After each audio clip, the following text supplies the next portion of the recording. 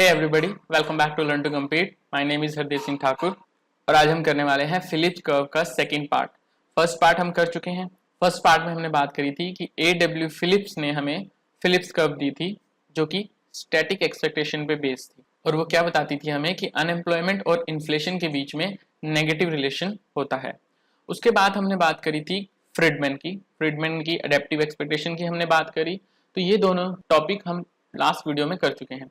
इस वीडियो में हम करने वाले हैं रैशनल एक्सपेक्टेशन हाइपोथेसिस क्या होती है और सैक्रिफाइस रेशियो क्या होता है। तो ये दोनों भी इंपॉर्टेंट टॉपिक हैं। बहुत सारे यूजीसी नेट में और सेट के एग्जाम्स में ये क्वेश्चन पूछा जाता है। So let's do this. सबसे पहले एक बार क्विक रीजन ले लेते हैं। हमने A.W. फिलिप कर्व की बात करी जो नेगेटिव रिलेशन बता रही थी रेट ऑफ इन्फ्लेशन और रेट ऑफ अनएम्प्लॉयमेंट के बीच में। अब क्योंकि ये नेगेटिव रिलेशन बता रही थी तो ये क्या थी, डाउनवर्ड स्लोपिंग कर्व थी और ये किस शेप में थी, रेक्टेंगुलर हाइपरबोला। अब ये रेक्टेंगुलर हाइपरबोला की शेप में थी तो इसका मतलब ये हमें क्या बताती है कि जैसे ही रेट ऑफ अनएम्प्लॉयमेंट कम होगा वेजेस उसके कंपैरिजन में ज्यादा स्पीड से बढ़ते हैं, यानी कि इन्फ्लेशन उसके कंपैरिजन में ज्यादा स्पीड से बढ़ता है। अनएम्प्लॉयमेंट थोड़ा सा कम होगा और इन्फ्लेशन बहुत ज्यादा मात्रा में बढ़ जाता है, इसीलिए इसकी शेप क्या होती है, रेक्टेंगुलर हाइपरबोला होती है। ये हमें दी थी A.W. फिलिप्स ने। ओके, अब A.W. फिलिप्स जो थे वो केन्स के फॉलोवर थे, यानी कि वो शॉर्ट रन की बेसिकली बात करते थे। और केन्स ने हमें क्या कहा था कि गवर्नमेंट का बहुत बड़ा रोल होता है इकोनॉमी में।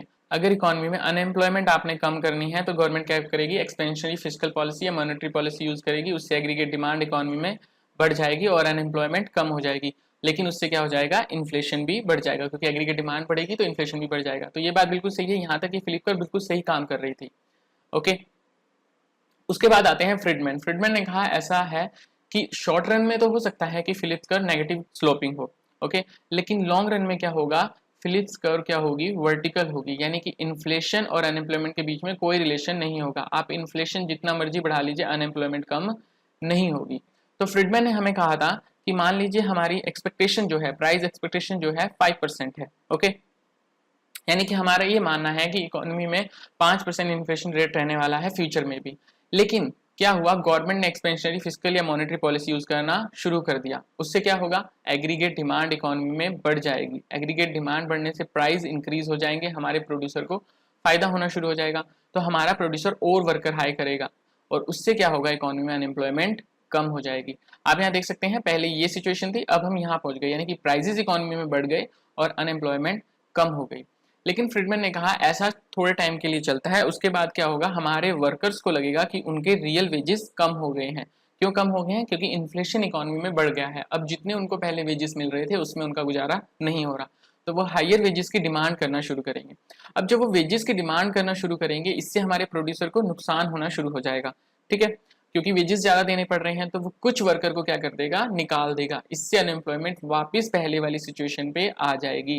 तो हम देख सकते हैं अनएम्प्लॉयमेंट यहाँ पे आ गई, हम A0 से B0 पे पहुंच गए। पहले हम A1 पे गए, फिर हम वापस B0 पे आ गए।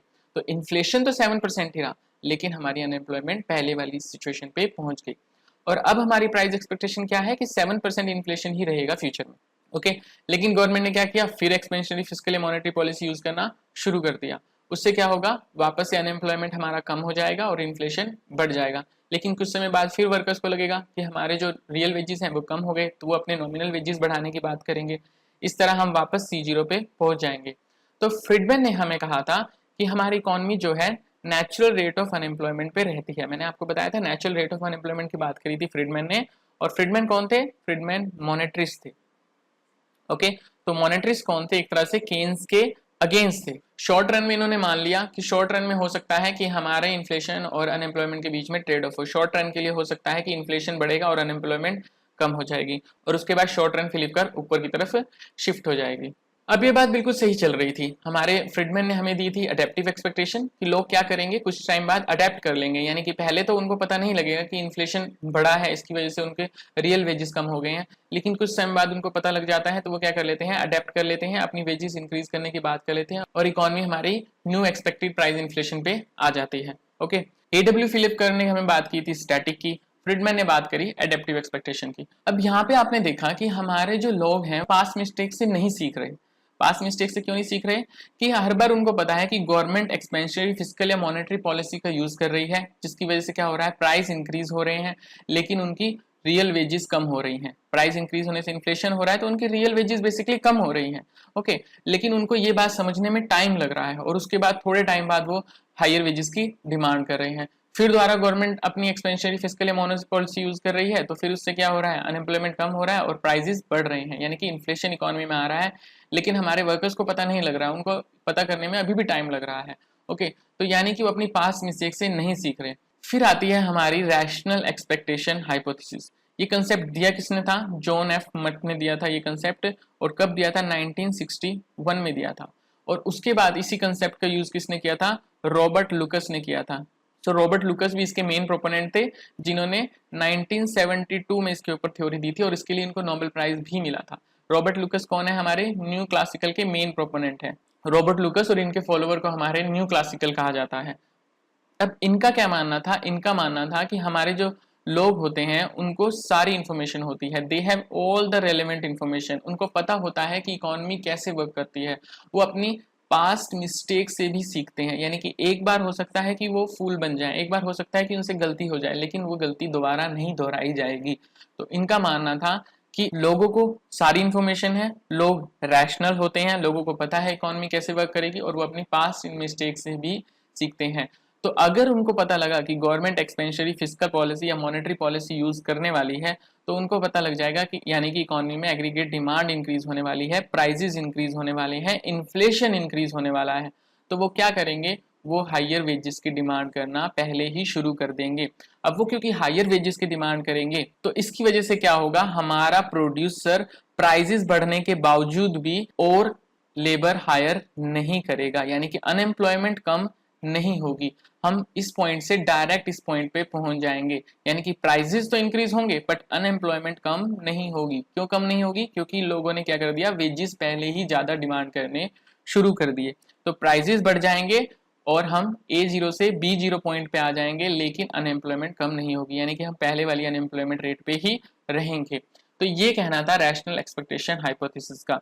तो रैशनल एक्सपेक्टेशन हाइपोथेसिस के हिसाब से फिलिप कर्व कैसी होगी, AW फिलिप के हिसाब से ऐसी थी, फ्रिडमैन के हिसाब से ऐसी थी, और रैशनल एक्सपेक्टेशन के हिसाब से फिलिप्स कर्व ऐसी होगी, क्योंकि उनका क्या मानना था कि चाहे शॉर्ट रन हो चाहे हो लॉन्ग रन, दोनों ही केस में इन्फ्लेशन और अनएम्प्लॉयमेंट के बीच में ट्रेड ऑफ नहीं होता, रिलेशन नहीं होता।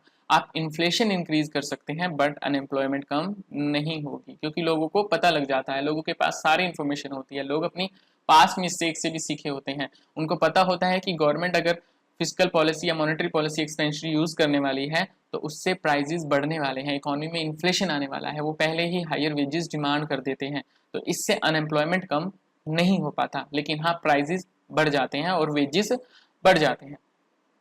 ओके, तो हमारे AW फिलिप कर्व ने दी स्टैटिक एक्सपेक्टेशन, इन्होंने कहा कि इन्फ्लेशन और अनएम्प्लॉयमेंट के बीच में नेगेटिव रिलेशन होगा।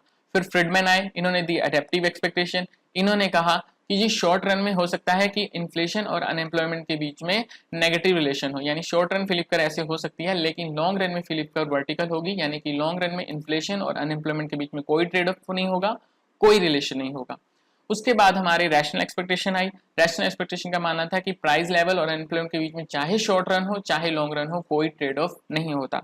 ओके, सो अगर फ्रिडमैन की हम बात करें, फ्रिडमैन ने एडेप्टिव एक्सपेक्टेशन में क्या कहा था, that nominal wages lag behind change in price level. जो नॉमिनल वेजेस होते हैं वो प्राइस लेवल से बाद में मूव करते हैं, यानी कि पहले प्राइस इंक्रीज होगा इकोनॉमी में, फिर हमारे वर्कर को लगेगा कि हमारे रियल वेजेस कम हो गए हैं, तब वो हायर नॉमिनल वेजेस की डिमांड करेंगे कि भाई हमारे वेजेस बढ़ाइए, क्योंकि हमारे रियल वेजेस बेसिकली कम हो गई है, क्योंकि इन्फ्लेशन बढ़ गया है, तो वो हायर वेजेस की डिमांड करते हैं। तो पहले प्राइस लेवल बढ़ता है, उसके कुछ टाइम बाद नॉमिनल वेजेस बढ़ते हैं, और इसी नॉमिनल वेजेस में एडजस्टमेंट के लैग की वजह से क्या होता है, बिजनेस प्रॉफिट इंक्रीज होता है। बिजनेस प्रॉफिट क्यों इंक्रीज होता है, क्योंकि प्राइसेस इंक्रीज हो गए हैं, अभी वेजेस नहीं बढ़े हैं, तो हमारे प्रोड्यूसर को प्रॉफिट होता है, और उसी की वजह से वो अपना आउटपुट और एम्प्लॉयमेंट बढ़ा देता है शॉर्ट टर्म के लिए। एम्प्लॉयमेंट बढ़ाने का मतलब क्या है, अनएम्प्लॉयमेंट कम कर देते हैं, ठीक है, और इसकी वजह से अनएम्प्लॉयमेंट कम होती है और वो नेचुरल रेट ऑफ अनएम्प्लॉयमेंट से नीचे आ जाती है, यानी कि नेचुरल रेट ऑफ अनएम्प्लॉयमेंट से कम अनएम्प्लॉयमेंट हो जाती है।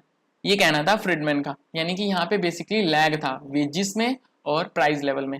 लेकिन रैशनल एक्सपेक्टेशन का क्या कहना था कि nominal wages are quickly adjusted to any changes in the price level, यानी कि नॉमिनल वेजेस जो है क्विकली एडजस्ट हो जाते हैं प्राइस लेवल के चेंज होने के साथ साथ। तो यहाँ पे फिलिप्स कर एग्जिस्ट नहीं करती जो ट्रेड ऑफ बता सके इन्फ्लेशन और अनएम्प्लॉयमेंट के बीच में, यानी कि इन्फ्लेशन और अनएम्प्लॉयमेंट के बीच में यहाँ पे ट्रेड ऑफ नहीं होता। Rate of inflation resulting from increase in aggregate demand is fully and correctly anticipated by worker.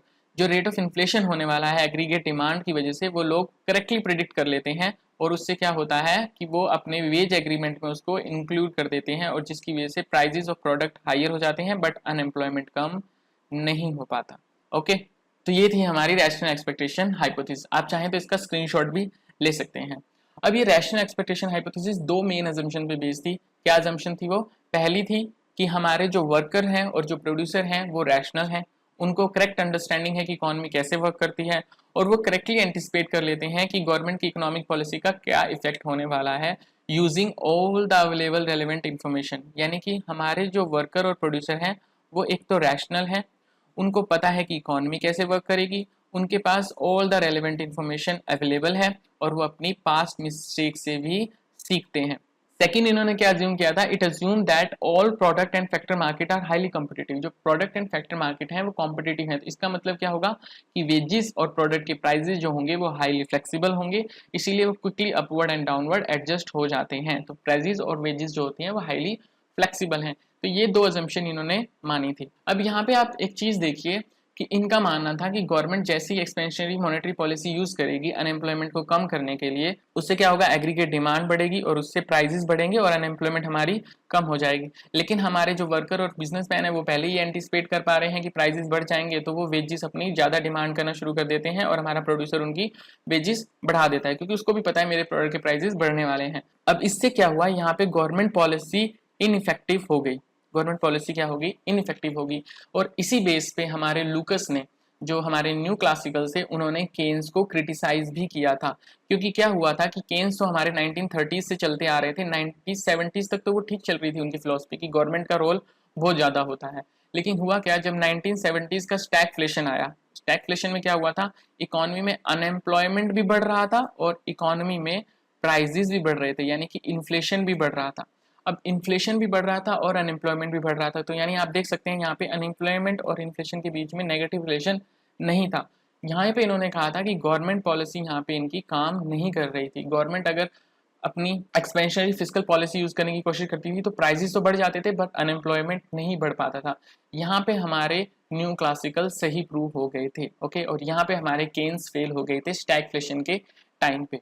तो ये थी हमारी रैशनल एक्सपेक्टेशन हाइपोथेसिस। अब इसका क्रिटिसिज्म किस बेस पे हुआ था? देखिए, पहला क्रिटिसिज्म इनका हुआ था इस बेस पे कि ऐसा हमेशा नहीं होता कि लोगों के पास ऑल द रेलेवेंट इन्फॉर्मेशन हो, क्योंकि इन्फॉर्मेशन अचीव करना भी बहुत मुश्किल काम है। इन्फॉर्मेशन एक तो महंगी होती है और इन्फॉर्मेशन इजिली अवेलेबल नहीं होती।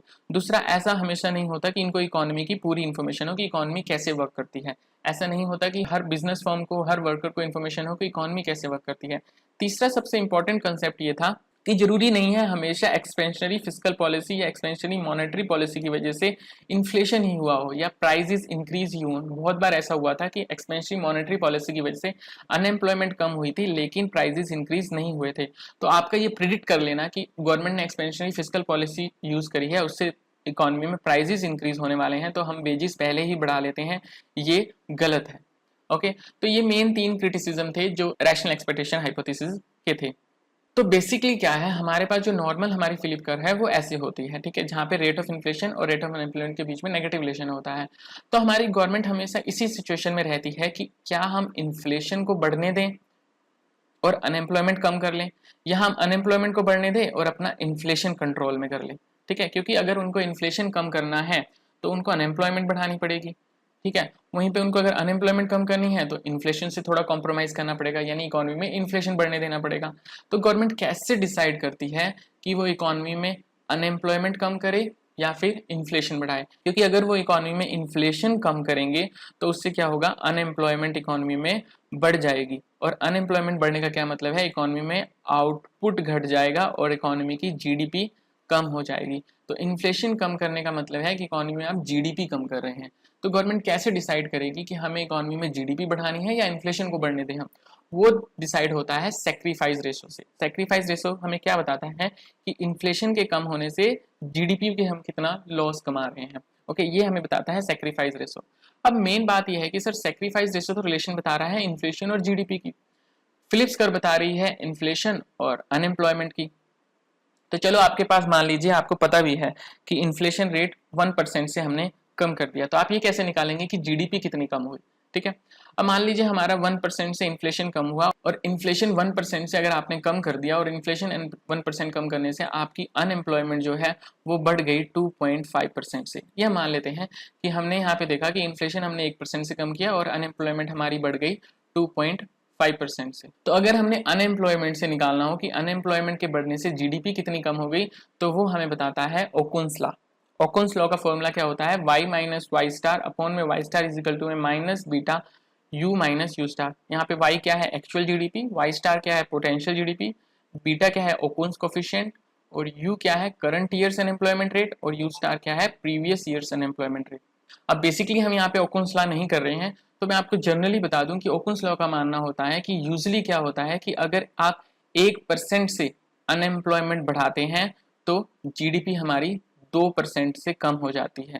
ठीक है, 1% से अनएम्प्लॉयमेंट बढ़ेगी तो जीडीपी हमारी 2% से कम हो जाएगी। इसका मतलब क्या है कि अनएम्प्लॉयमेंट हमारी अगर 2.5% से बढ़ी है तो हमारी जीडीपी कितनी कम होने वाली है, 5% से कम होने वाली है। तो अब हमें क्या पता लग गया कि सेक्रीफाइस रेशो क्या है इस टाइम इकोनॉमी में। इकोनॉमी का सेक्रीफाइस रेशो है कि जीडीपी हमारी 5% से कम हो रही है, इन्फ्लेशन अगर कितना कम कर रहे हैं हम 1% से कम कर रहे हैं, तो सेक्रीफाइस रेशो हमारा क्या है 5 है। अब अगर हमारी गवर्नमेंट ने डिसीजन लेना है कि हमने इन्फ्लेशन को कम करना है तो उनको पता होगा कि उनको जीडीपी में कितना नुकसान होने वाला है, ये हमें सेक्रीफाइस रेशो बताता है। तो आपको सेक्रीफाइस रेशो कैसे निकाला आपने, ओकुन्स लॉ के थ्रू। ठीक है, आपको पता था कि इन्फ्लेशन आपने कितने से कम करी है और उससे अनएम्प्लॉयमेंट कितनी बड़ी है, तो आपने उससे निकाल लिया कि जीडीपी में कितना फर्क आएगा और आपको पता लग गया कि इस टाइम सेक्रीफाइस रेशो क्या है, यानी कि अगर आप इन्फ्लेशन कम कर रहे हैं तो आपको कितनी जीडीपी सेक्रीफाइस करनी पड़ेगी, कितने जीडीपी में कितना परसेंट डिक्रीज होगा। तो आई होप आप लोगों को समझ में आ गया होगा। पहले हमने बात करी एडब्ल्यू फिलिप कर्व की जो कि स्टैटिक एक्सपेक्टेशन पे बेस्ड थी, फिर हमने बात करी फ्रीडमैन की एडेप्टिव एक्सपेक्टेशन की, फिर हमने बात करी रैशनल एक्सपेक्टेशन की और हमने बात करी रैशनल एक्सपेक्टेशन क्या क्या अजम्पशन पे बेस्ड है और उसके बाद उसका क्रिटिसिज्म क्या था, उसके बाद सेक्रीफाइस रेशो क्या होता है। अगर फिर भी कोई कंफ्यूजन रही है please let us know in the comment section given below. मिलते हैं नेक्स्ट वीडियो में, तब तक बी सेफ, कीप लर्निंग। जय हिंद, धन्यवाद।